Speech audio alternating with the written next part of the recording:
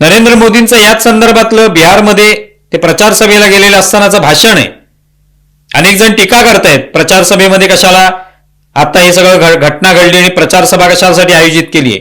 पण तो एक मंच त्यांनी निश्चित केला ज्या मंचावरनं त्यांना देशाला संदेश द्यायचा होता आणि संपूर्ण जगाला सुद्धा संदेश द्यायचा होता. या सभेमध्ये ते म्हणाले की ज्या कोणी दहशतवाद्यांनी हे अत्यंत निर्घृण आणि निषेधार्ह असं कृत्य केलेलं आहे त्यांना जबरदस्त अद्दल घडवली जाईल, दणका दिला जाईल. म्हणजे ते कल्पना सुद्धा करू शकणार नाहीत अशा पद्धतीने त्यांना या संदर्भातला हादरा जो आहे तो दिला जाणार आहे. ती कारवाई जी आहे ती त्यांनी कधी विचारात सुद्धा घेतली नसेल की अशी कारवाई होऊ शकते एखाद्या देशाकडून. अशा पद्धतीची कारवाई आम्ही करू हा इशारा नरेंद्र मोदींनी दिलेला आहे.